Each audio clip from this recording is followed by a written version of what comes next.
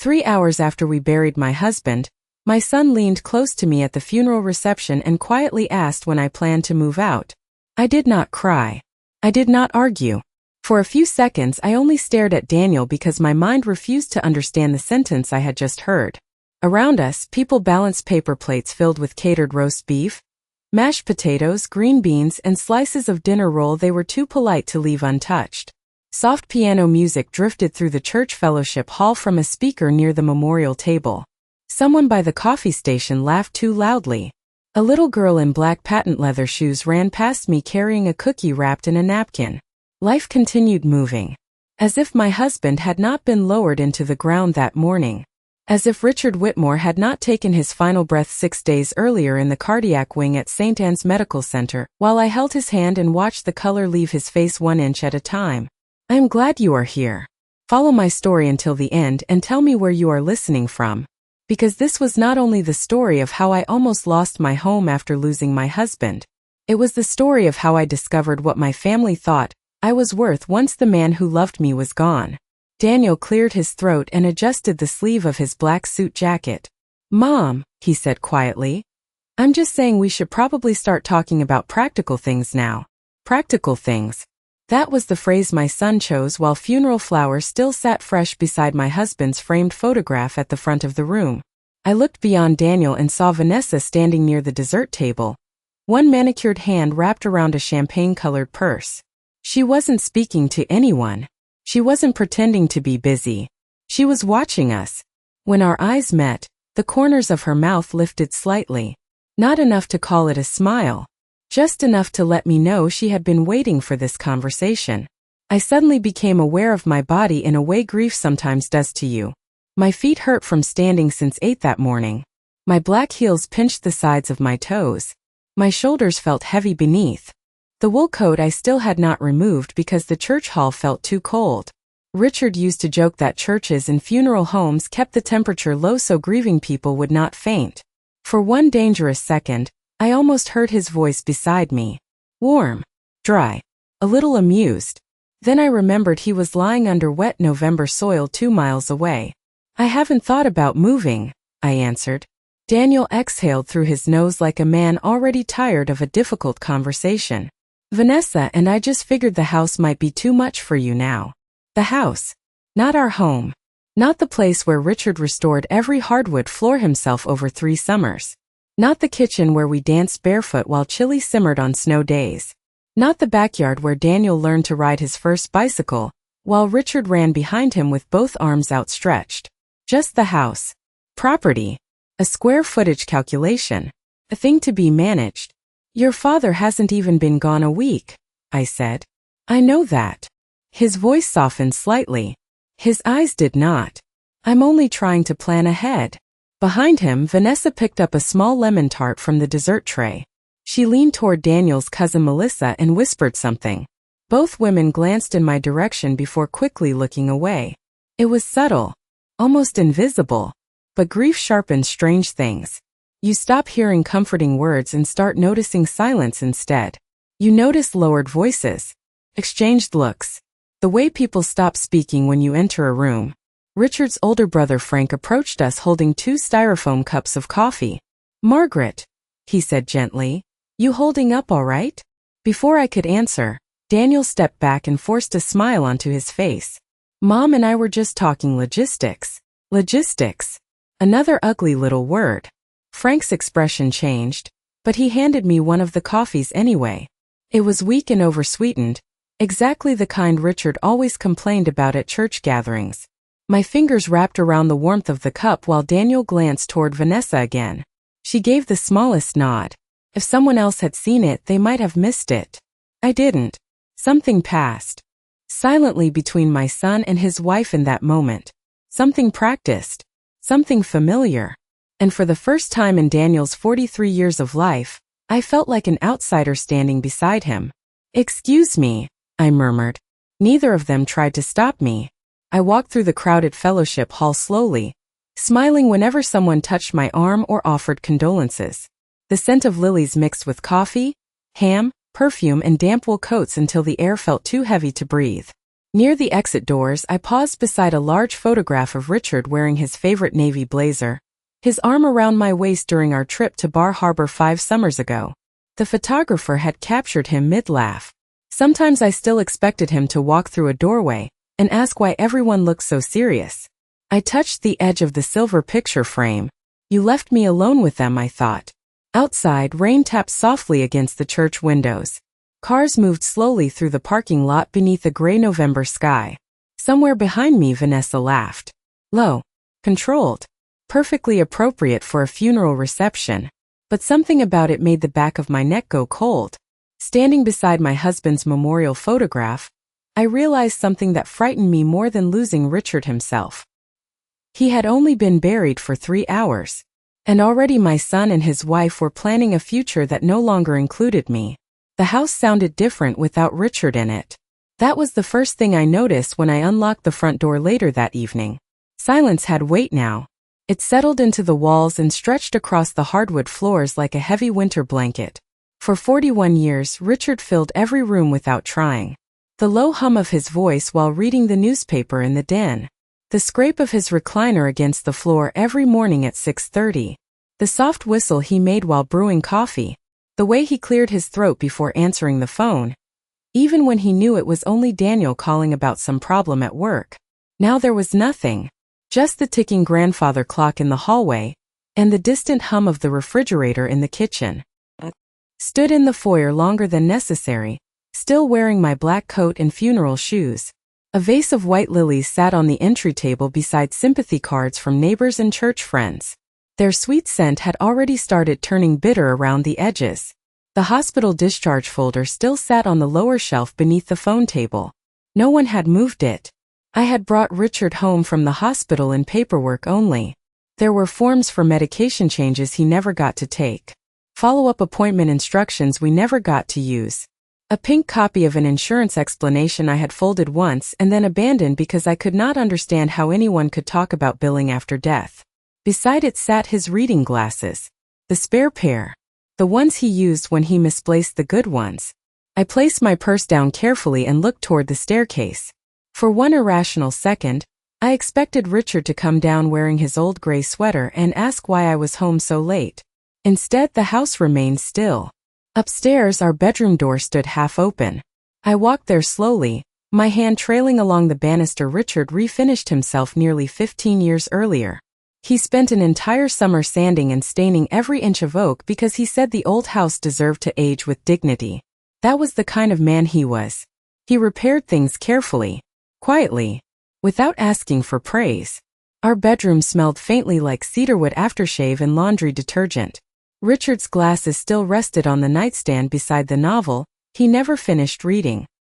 His slippers remained tucked beside the bed exactly where he had left them the night before he went to the hospital. His medication organizer sat beside the bathroom sink. Monday through Sunday, morning and evening. Only 6 compartments empty. I stood there looking at it for a long time. The small plastic lid for Thursday evening was still closed. My body still expected his warmth beside me. My ears still expected the sound of him breathing. I sat down on my side of the mattress and stared at the empty indentation where he used to sleep. Downstairs, the front door opened. Then Vanessa's voice drifted through the hallway. We should probably start sorting things sooner rather than later. I froze. Daniel answered quietly, but I could not make out the words. A cabinet opened in the kitchen. Silverware clinked against the counter. They had followed me home from the reception. Of course they had. For several minutes I remained upstairs, staring at Richard's slippers, trying to decide whether grief had made me fragile or whether something truly wrong was happening beneath my own roof. Maybe Daniel was overwhelmed. Maybe Vanessa was trying to help. Maybe my mind, raw from loss, was twisting concern into cruelty. That is what I told myself. Because it hurt less. When I finally reached the kitchen doorway, Vanessa was already removing flower arrangements from their wrapping paper like she belonged there. Daniel stood near the sink scrolling through his phone while takeout containers sat spread across the counter. Chinese food. Richard hated eating from cardboard containers. He believed meals should be served properly at a table, even if it was only soup and toast. Vanessa glanced up first. "Margaret," she said gently, We brought dinner since you probably didn't feel like cooking. Her tone was polished, smooth, carefully kind. I nodded once. Thank you. Daniel barely looked up. Mom, Vanessa and I were thinking maybe we should call someone about cleaning out Dad's closet this week. My fingers tightened around the back of a dining chair. This week? Well, Vanessa said.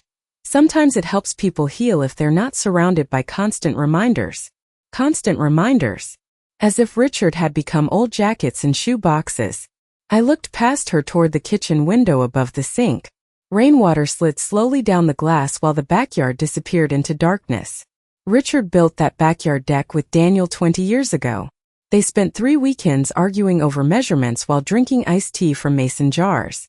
I could still hear their laughter sometimes if I closed my eyes long enough. I am tired, I said. I think I'll go upstairs.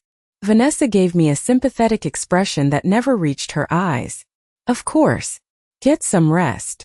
As I turned toward the staircase, I heard Daniel lower his voice. We can't keep putting this off forever. I did not hear Vanessa's answer. I only heard my own footsteps moving slowly upward through the house Richard once called our forever home. That night, I slept in a bed that still smelled like my husband while my son and daughter-in-law whispered downstairs about what should happen next. And for the first time in my life, home did not feel empty. It felt occupied. Sleep did not come that night. I lay awake listening to every unfamiliar sound inside the house. Around 1 in the morning, I heard footsteps downstairs followed by the low murmur of voices drifting through the air vents. At some point after 2, cabinet doors opened and closed softly in the kitchen. Glasses clinked together. The refrigerator door hummed open, then shut again. Daniel and Vanessa had decided to stay overnight in the guest room. No one asked me. Strange how quickly your own home can begin to feel occupied by other people. By sunrise, pale gray light spilled through the curtains, washing the bedroom in cold, colorless shadows. Richard used to wake before me every morning. He would shuffle into the bathroom humming old Frank Sinatra songs, while the coffee maker downstairs sputtered to life. Habit is cruel after loss. Your body continues expecting someone long after reality stops cooperating. I finally forced myself out of bed around 7 and pulled on a cream-colored cardigan over my nightgown before heading downstairs. Halfway down the staircase, I stopped. Vanessa was standing in the dining room holding one of my framed family photographs. It was the picture from Daniel's college graduation, outside Northwestern University. Richard had his arm around our son while I stood beside them smiling into the bright June sunlight. Vanessa tilted the frame slightly, studying it. That one might look better upstairs, she said casually when she noticed me. My stomach tightened. Why would it go upstairs? She set the frame down carefully. I was just thinking out loud. Daniel sat at the kitchen island drinking coffee from Richard's favorite navy mug. He did not seem to realize what cup he was using.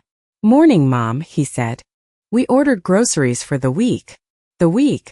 Another phrase that quietly assumed permanence. I stepped into the kitchen slowly. Grocery bags lined the counters. Almond milk I never drank. Protein bars. Expensive bottled juices. A container of organic salad greens that cost more than Richard and I used to spend on 2 dinners when we were first married. Vanessa had rearranged half the refrigerator shelves overnight. Richard's homemade blackberry jam sat shoved near the back behind 3 cartons of oat milk. I didn't know you were staying all week, I said carefully. Daniel rubbed his forehead. It just makes sense for now. We need to help you get organized. Vanessa opened the dishwasher and began unloading plates like she had lived there for years. Honestly, Margaret, you shouldn't be alone right now. Her tone sounded kind enough that another person might have believed her. But kindness has texture. Real kindness feels warm. Hers felt polished and cold, like marble countertops in expensive houses nobody actually lives in.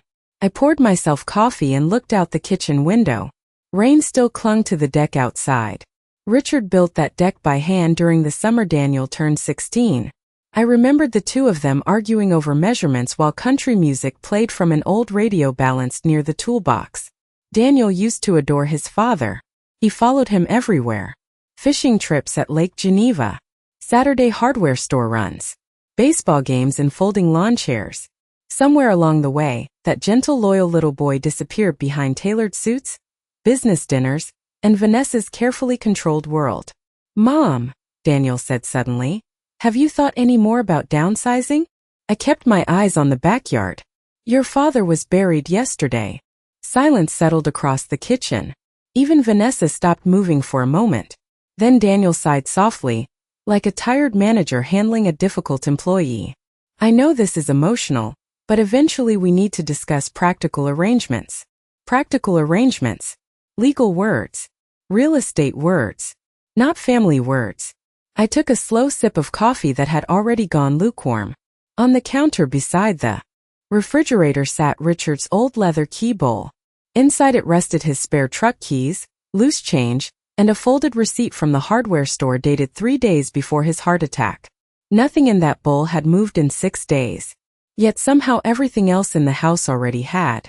Later that morning, I found Vanessa in the pantry writing labels on clear plastic containers she had ordered online. Flour. Sugar. Rice. Pasta. She had emptied my old jars without asking. One of them had been a wedding gift from Richard's aunt. "Where is the blue ceramic jar?" I asked. Vanessa did not look up. "Oh, that old thing? I put it in the basement. It didn't seal properly." It did seal properly. Richard had replaced the rubber ring himself. But I did not say that. I stood in the pantry doorway while my daughter-in-law organized my kitchen into something unfamiliar. Daniel walked past and kissed the top of her head. "Looks good, babe." He did not look at me. That was when I first understood the shape of what was happening. They were not visiting. They were settling. By the 4th day after the funeral, I realized Vanessa had started changing the house in small ways that were easy to overlook, unless you had spent 41 years noticing every detail inside it. Richard always said homes have rhythms. You notice when something interrupts them. One kitchen chair slightly out of place. A missing lamp. Different coffee in the pantry. Tiny changes that slowly announce someone else has taken control. That Thursday morning, I walked downstairs and found the antique hallway table missing from its usual spot beneath the staircase. I stood there for several seconds staring at the empty space before hearing Vanessa's voice from the living room. "Oh, I moved it," she said casually. "The entryway feels more modern without it." More modern. The table had belonged to Richard's mother. He restored it himself during our first year of marriage while we lived in a tiny 2-bedroom apartment outside Milwaukee. I still remembered him sitting cross-legged on the floor surrounded by sandpaper, and would stain while old jazz records played in the background. "Where is it now?" I asked. Vanessa pointed toward the garage. "It was looking dated in here." "Dated?" I nodded once because I did not trust myself to speak. Daniel walked through the kitchen wearing gym clothes and checking emails on his phone. "Morning, Mom." He opened the refrigerator without looking up. "Vanessa scheduled someone to look at the upstairs bathroom tomorrow." I turned slowly. "Why?" "The plumbing is old," Vanessa answered before Daniel could speak. "And if we're going to update the house eventually, it makes sense to start planning now." The house. Again. Not my home. Not Richard's home. Project. An investment. I looked around the kitchen carefully then. The ceramic rooster cookie jar my sister gave me 20 years ago was gone. The hand towels I embroidered myself had been replaced with plain gray linen ones. Even the framed recipe card Richard loved hanging beside the pantry had disappeared. "Where are my things?" I asked. Vanessa gave a small laugh. "Margaret, nobody is throwing your things away. I'm just trying to simplify the space." Simplify. Another polished word hiding something ugly underneath it. That afternoon, Daniel and Vanessa went out for lunch. They did not ask if I wanted anything. I wandered through the house alone. Every room felt slightly altered now. In the guest bathroom, my lavender soap had been replaced with expensive eucalyptus soap that smelled like a hotel lobby. The family room bookshelf looked strangely bare until I realized several framed photographs were missing. Daniel's first Christmas. Richard holding a tiny trout Daniel had caught at age 9. My mother sitting on our porch the year before she died. I found them stacked face down inside a cardboard box in the hall closet. Face down. That was what hurt. Not broken. Not thrown away. Just turned away. Upstairs, I stopped cold outside my bedroom. The door stood open wider than I remembered leaving it. Inside, Vanessa's perfume lingered faintly in the air. Floral and sharp. Not mine. My chest tightened as I stepped farther into the room. Richard's side of the closet was partially empty. 3 of his wool coats were gone. So were several pairs of shoes. For a moment panic moved through me so quickly I had to grip the door frame. Then anger slowly replaced it. I walked downstairs immediately and opened the garage door. There, stacked carelessly near old paint cans and Christmas decorations, sat black trash bags filled with Richard's clothes. One of his jackets had slipped partly free from the plastic. The navy corduroy one he wore every fall while trimming hedges in the backyard. I reached down and touched the sleeve. It still smelled faintly like cedarwood and aftershave. My eyes burned. I refused to cry. Instead, I sat down slowly on the wooden stool beside Richard's old workbench. Dust floated through thin beams of afternoon light cutting across the garage window. His tools still hung neatly organized on the pegboard exactly the way he liked them. Hammer, level, tape measure, everything in its proper place. Richard believed taking care of things mattered. Taking care of people mattered more. And suddenly, sitting beside those garbage bags filled with my husband's life, I remembered something he said 3 months before the heart attack. We had been drinking iced tea on the back deck while Daniel and Vanessa argued quietly inside over money. Richard stared out across the yard for a long time before saying, "If anything ever happens to me, promise you'll pay attention to what people do when they think you're vulnerable." At the time I thought he was talking about grief.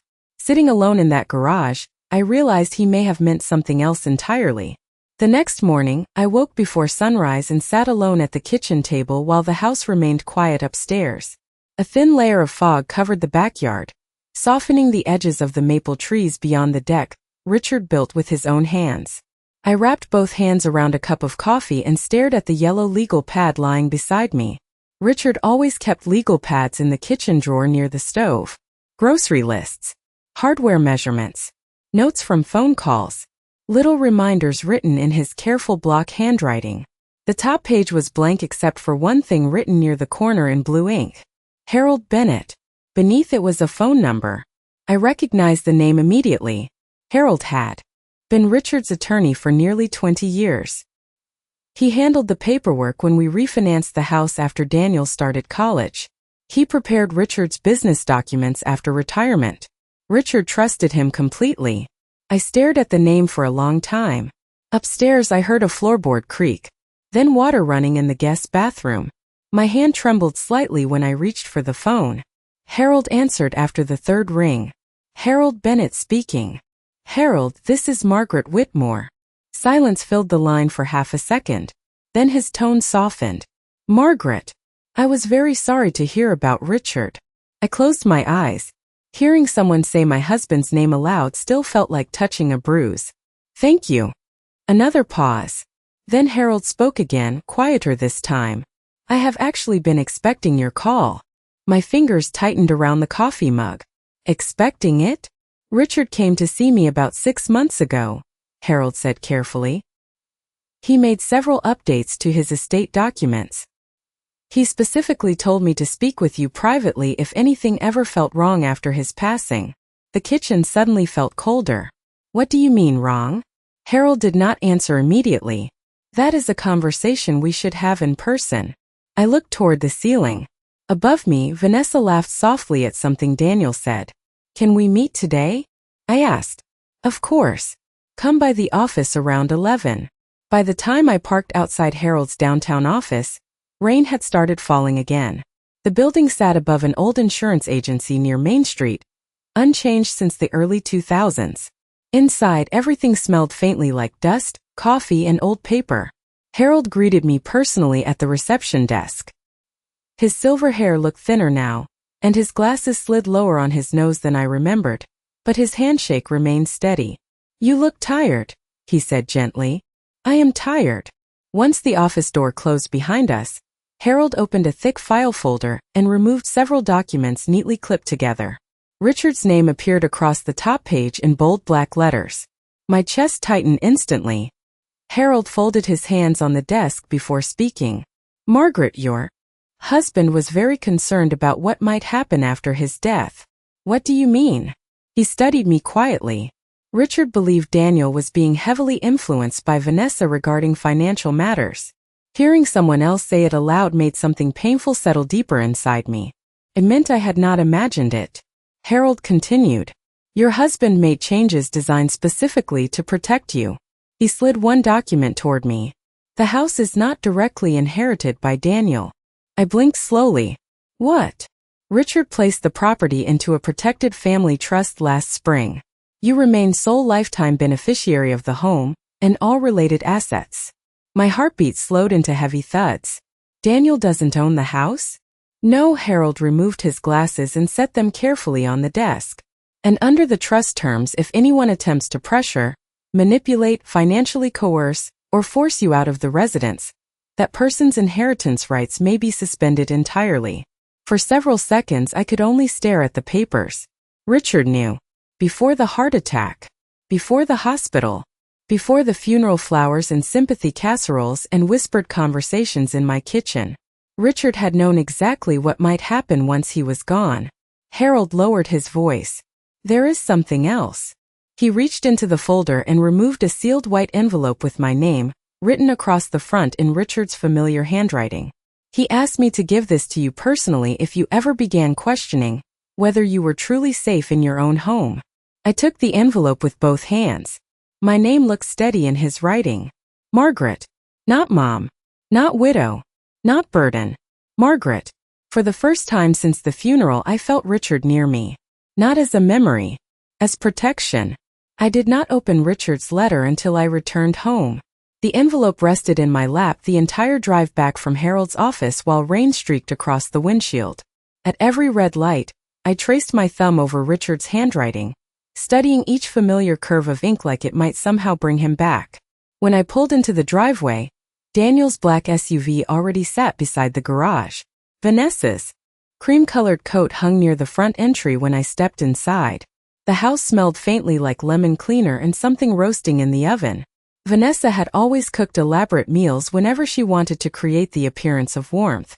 I slipped Richard's envelope quietly into my purse just as Daniel walked out from the kitchen. Hey Mom, he said casually. Where did you go? I needed air. He nodded distractedly and glanced toward the dining room. Vanessa invited a few people over tonight. Just close friends. Nothing big. Before I could answer, laughter floated from the kitchen. Two unfamiliar women stood near the island sipping white wine, while Vanessa arranged charcuterie boards on the counter, like she was hosting a magazine photo shoot. Nobody had asked whether I minded having guests in the house 4 days after my husband's funeral. Vanessa looked up brightly. Margaret, perfect timing.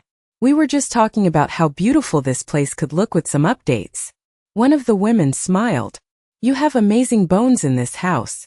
Bones. Another stranger discussing my home like future real estate. I forced a small smile. I think I'll rest upstairs. Actually, Vanessa interrupted lightly. Before you go, can you answer something? I stopped. What is it? She tilted her head. Daniel and I were wondering if you'd thought any more about getting a smaller place nearby. Something easier to manage. Her tone remained perfectly pleasant. That was what made it worse. Daniel stood near the refrigerator pretending to study his phone. One of the guests shifted awkwardly and took another sip of wine. Your father's things are still in the closet, I answered. Vanessa gave a sympathetic little laugh that did not sound sympathetic at all. Margaret, holding on to rooms full of old clothes isn't healthy. Old clothes. The words settled inside me like ice water. I looked at Daniel then, waiting for him to object. Waiting for some flicker of shame or loyalty. Instead, he rubbed the back of his neck. Vanessa is just trying to help. Help. I nodded once, because suddenly I understood something clearly. They were no longer even pretending to hide what they wanted. Grief had become inconvenient to them. My mourning delayed their plans, their renovations, their future. I walked upstairs slowly. Behind me, conversation resumed almost immediately. Glasses clinked. Someone laughed. Once inside my bedroom, I closed the door quietly and sat on the edge of the bed with Richard's envelope still hidden inside my purse. Evening light spilled weakly through the curtains. Downstairs, music began playing softly through the house speakers. Vanessa must have turned it on. Richard hated background music during conversations because he said silence helped people reveal who they truly were. I finally opened the envelope. Inside rested a single handwritten letter folded twice down the middle. My darling Margaret, if you are reading this, it means I was right to worry. First, I need you to know something clearly. You are not imagining what is happening around you. Please trust your instincts. People show their true character most clearly when they believe someone is too grieving or too weak to fight back. My eyes blurred. I kept reading. I spent most of my life protecting this family. Toward the end, I realized I might need to protect you from them too. Especially from people who value ownership more than love. I stopped breathing for a second. Downstairs, laughter echoed faintly through the vents while strangers drank wine beneath the same roof where Richard had taken his last healthy breath less than 2 weeks earlier. The letter trembled in my hands. Not because I was afraid, because I finally understood. Richard had seen Daniel changing before I did. He had watched Vanessa measure rooms with her eyes. He had listened to careless remarks I explained away. He had carried that worry quietly because he knew I would defend our son until the truth made defending him impossible. And for the first time since the funeral, something inside me shifted. Not from sadness to anger. Not exactly. From grief into clarity. The following week, I stopped correcting them when they spoke about the future as if I no longer belonged inside it. That was the strange thing about clarity once it finally arrived. It removed the panic from everything. Before. Harold handed me those trust documents. Every conversation with Daniel and Vanessa felt like standing ankle deep in rising water. Now I understood something they did not. Richard had prepared for this storm long before any of us admitted it was coming. I simply needed patience. On Tuesday morning, I found Vanessa sitting at the dining room table surrounded by paint samples and renovation magazines. Sunlight poured across the hardwood floors while she circled kitchen designs with a gold pen. I was thinking lighter cabinets would really open the space, she said as I walked by. The dark wood feels outdated. I glanced at the walnut china cabinet Richard built by hand 30 years ago. Richard liked dark wood. Vanessa smiled tightly. Well, younger buyers usually prefer modern finishes. Buyers. There it was again. The language of possession. The language of people already spending money that did not belong to them. Daniel entered carrying coffee and pastries from the bakery downtown. He kissed Vanessa lightly on the forehead before sitting beside her at the table. They looked comfortable there. Settled.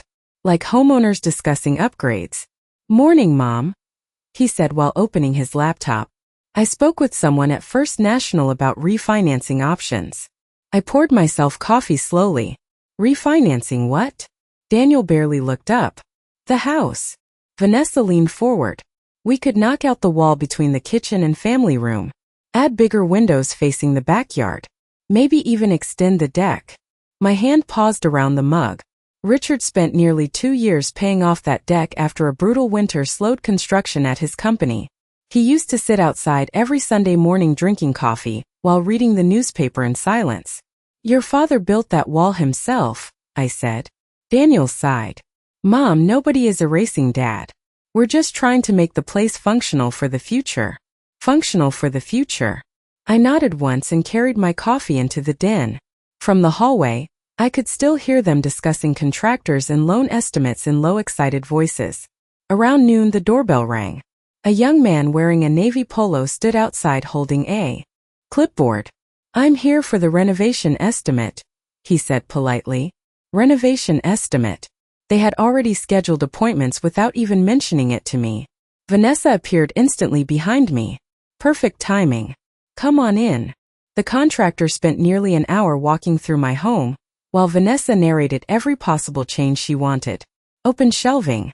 Marble countertops. Recessed lighting. At one point he stepped into the hallway outside my bedroom and asked, would this room become the primary suite? Vanessa answered before I could breathe. Eventually, yes. Eventually.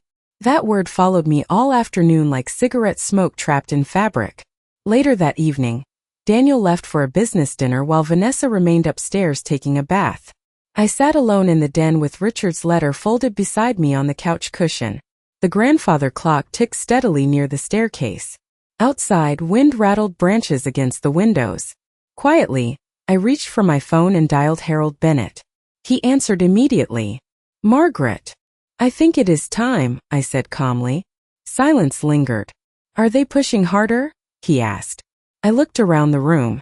At Richard's leather recliner. At the family photographs over the fireplace.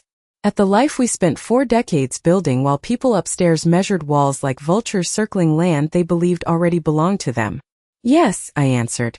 And I think they're making financial decisions based on assumptions that are about to become very expensive mistakes. 3 days later, I invited Daniel and Vanessa to dinner. Vanessa looked almost relieved when I told her that morning. I could see the assumption settle across her face immediately. She believed I had finally accepted reality. The dining room table was set with my good china.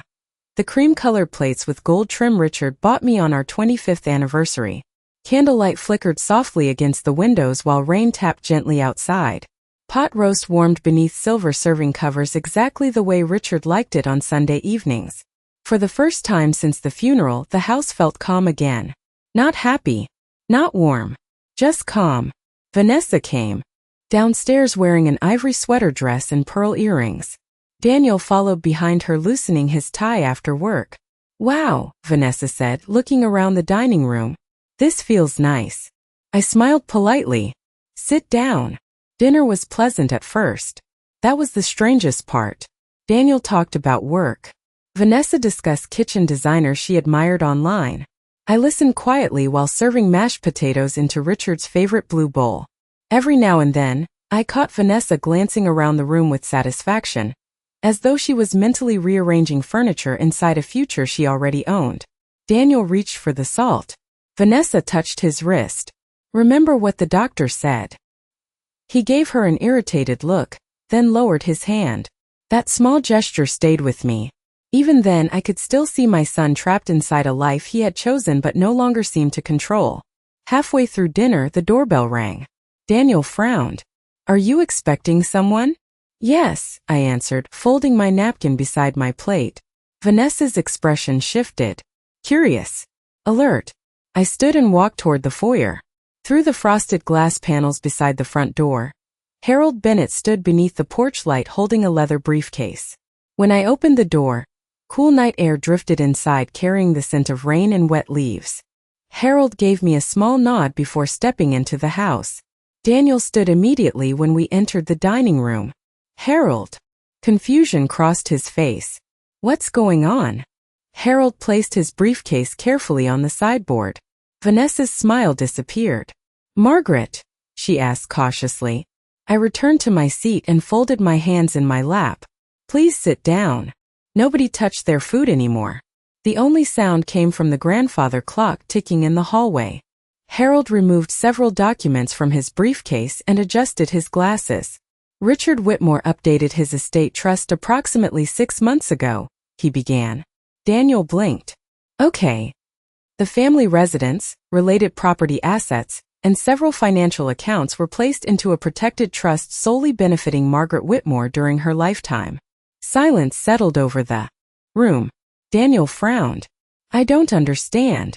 You do not own this house, Harold said plainly. Vanessa's face lost color. Daniel gave a short laugh. What are you talking about? Dad left the house to the family. Harold slid a document across the table. No. Richard specifically structured the trust to prevent any attempt to pressure Margaret into vacating the property.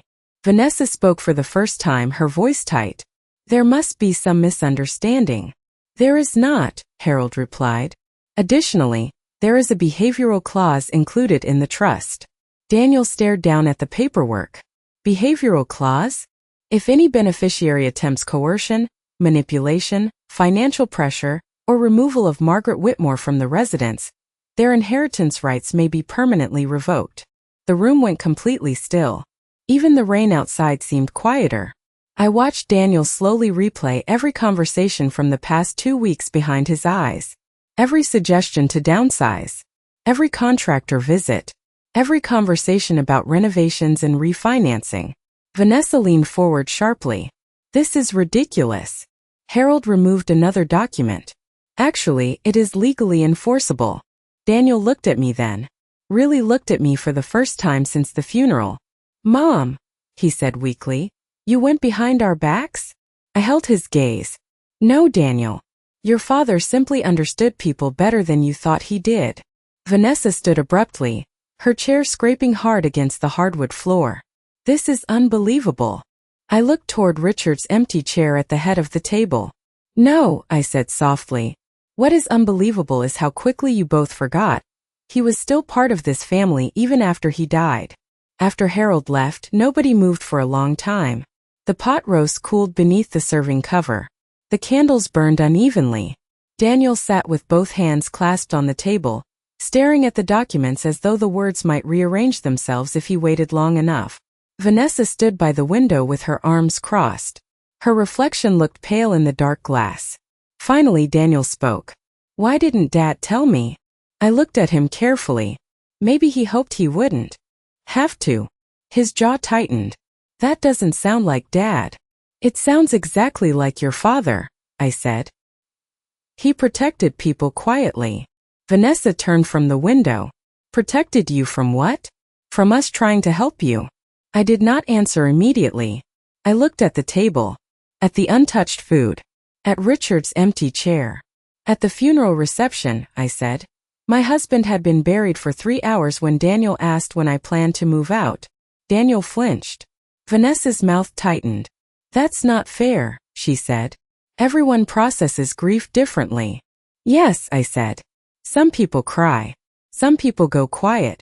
Some people start measuring bedrooms. Daniel pushed back from the table. Mom, that's not what this was. What was it? He opened his mouth, closed it, looked at Vanessa. That look said more than his words could have. Vanessa stepped toward him. Daniel, don't let her make this emotional. I almost laughed, but I didn't. This is emotional, I said.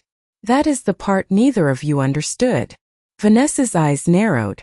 This is about legal technicalities. No, I said. The legal part is simple. The painful part is that I had to sit in my own house while my son and daughter-in-law discuss what would happen to it after I was gone, while I was still standing in the room. Daniel lowered his head. For a second I saw the boy he used to be. Then Vanessa touched his shoulder. And the man returned. We should go upstairs, she said. He stood without looking at me. Neither of them cleared the table. Neither of them said good night. After they left the room, I sat alone until the candles burned low. Then I carried the plates into the kitchen one by one. The mashed potatoes had formed a cold skin. Richard used to hate wasted food. I scraped everything into the trash slowly. Not because I cared about the food. Because my hands needed something ordinary to do while my heart understood what had changed. That night I did not sleep much. But for the first time since Richard died, I was not afraid of the sounds downstairs.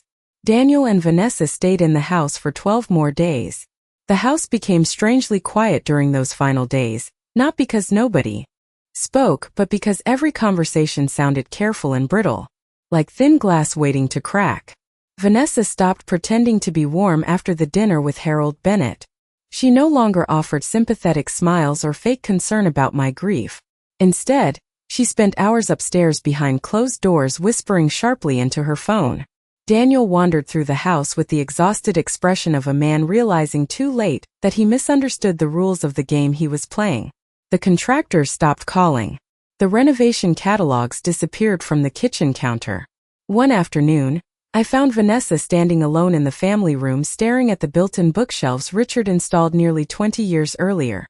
I cannot believe he did this to Daniel, she muttered. I folded a blanket over the couch arm. Your problem is that you still think this was done to Daniel. She turned toward me. You knew the whole time? Not at first. But after meeting with the lawyer? I nodded. Vanessa gave a hollow laugh. So you just sat there letting us make plans. I looked around the room. At the framed family photographs. At Richard's recliner. At the brass lamp we bought together during a weekend trip to Vermont 30 years ago. You both started making plans before your father-in-law was even buried, I said. I simply allowed you to continue revealing yourselves. She stared at me for a long moment. Then she walked away. That evening, Daniel came into the kitchen while I was paying utility bills at the table. The electric bill was higher than usual. More lights. More laundry. More hot water from people who had not asked to stay. He stood near the refrigerator. Mom. I looked up. Yes. Do you really think I was trying to hurt you? That question almost undid me, because a part of me still wanted to protect him from the answer. I think, I said slowly, you decided my pain was less important than your plans. He swallowed. That's not fair. Maybe not. I folded the bill and placed it in its envelope. But it is true. He stood there for another moment, then turned and left. I heard Vanessa's voice upstairs a few minutes later. Low. Sharp. Then Daniel's. Defensive. Tired. For the first time, I wondered if he had sacrificed more of himself to Vanessa than I had understood. But understanding is not the same as excusing. That was one of the hardest lessons of old age. You can understand why someone became cruel, and still refuse to let them wound you again. On their last morning in the house, rain fell steadily outside, washing the windows in pale silver streaks. Cardboard boxes lined the foyer while Daniel carried luggage toward the SUV parked in the driveway. Vanessa remained upstairs gathering the last of their things. I stood quietly in the kitchen making coffee. The familiar smell filled the room for the first time in weeks without interruption from renovation discussions or whispered phone calls. Daniel entered slowly and stopped near the island. He looked older somehow. Not physically older. Just worn down in places that do not heal easily. Mom, he said carefully. I never meant for any of this to happen like this. I poured coffee into Richard's favorite navy mug before looking at him. What exactly did you think was happening, Daniel?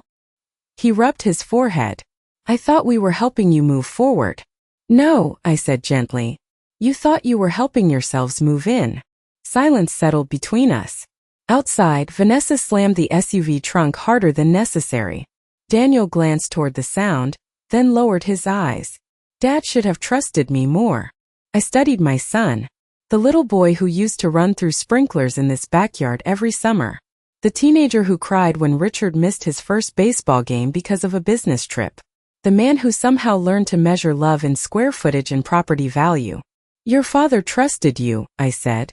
That is why this hurt him enough to prepare for it before he died. Daniel swallowed hard. He did not answer. A few minutes later, Vanessa appeared in the foyer carrying the final box. She avoided looking directly at me while pulling on her coat. Goodbye, Margaret. Not Mom. Not even Mrs. Whitmore. Just Margaret. Strangely, I preferred the honesty of it. I walked with them to the front door while rain drummed softly against the porch roof. Daniel paused before stepping outside. I'm sorry, he whispered. I looked at him for a long moment. At the funeral reception, you asked when I planned to move out. His face tightened. Mom. Now you have your answer. Neither of them spoke after that. I watched from the doorway as they loaded the last boxes into the SUV and drove slowly down the wet street beneath gray November skies. The house fell silent once the sound of the engine disappeared. But this silence felt different from the one after Richard died. This one did not feel hollow. It felt returned. After they left, I did not rush to clean. For a while I stood in the foyer and listened. No voices upstairs. No cabinet doors opening without permission. No laughter stopping when I entered a room. No one discussing me as though I had already become part of the furniture. Just the rain. The clock. The old house breathing around me. I walked into the garage first. The black trash bags still sat beside Richard's workbench. Slowly I opened them. One by one I removed his clothes. The navy corduroy jacket. The gray sweater. The wool coat he wore to church every Christmas Eve. I did not put everything back in the closet. Not yet. But I folded each piece properly and placed it in clean boxes. Richard deserved better than garbage bags. So did I. In the kitchen, I moved the blackberry jam back to the front of the refrigerator. I took Vanessa's gray towels down and returned my embroidered ones to the drawer. I found the ceramic rooster cookie jar in the basement and washed it carefully in warm soapy water. There was a tiny chip on the bottom. I ran my thumb across it and smiled. Richard once said the best things in a home were the ones that proved people had lived there. Later, I carried my coffee out to the back deck. Rain tapped gently against the wood Richard built with his own hands while fog settled across the yard beyond the maple trees. I sat alone wrapped in my cardigan, holding warmth between both palms. For the first time since losing my husband, the house no longer felt like something I was fighting to keep. Felt like home again. Daniel called 3 weeks later. I let it ring twice before answering. His voice was quiet, careful. He asked if he could come by sometime. Alone. I did not say yes immediately. I did not say no. I'll think about it, I told him. And I meant it. That is the thing about betrayal inside a family. It does not always end with doors slammed forever. Sometimes it ends with a door left closed until the person outside learns how to knock with humility. Vanessa never apologized. I did not expect her to. Some people are not sorry for what they did. They are sorry the room had witnesses. But Daniel sent flowers on Richard's birthday. Not expensive ones. Not impressive ones.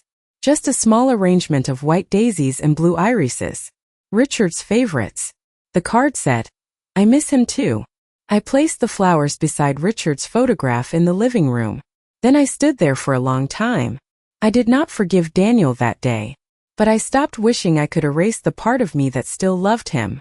A mother's heart is not a light switch. It does not turn off cleanly. But love does not require surrender. And grief does not make a woman weak. Sometimes grief strips everything false away until only truth remains. The truth was this: I had been a wife, a mother, caretaker, a cook, a peacekeeper, a woman who remembered everyone's birthdays, saved every school picture, stayed up late balancing bills, stretched meals when money was tight, and made a house feel safe for people who later forgot I had helped build it. But I was never just the woman standing in the way of someone else's inheritance. I was Margaret Whitmore, Richard's wife, Daniel's mother, and still, most importantly, myself. That evening, as the sun lowered behind the maple trees, I sat at the kitchen table with Richard's letter unfolded beside me. The house was quiet. Not empty. Quiet. There is a difference. Outside, the deck boards darkened from the rain. Inside, the grandfather clock marked another hour. I picked up my pen and wrote beneath Richard's last line. "You were right." Then I paused and added, "But I am safe now." For the first time in weeks, I slept through the night. Not because everything had healed. It hadn't. Some wounds remained because love was real. But dignity had returned to the rooms where humiliation had tried to settle. And when morning came, I woke to the sound of rain soft against the windows, Richard's old house standing firm around me, and the quiet certainty that I had not been removed from my own life. I was still here.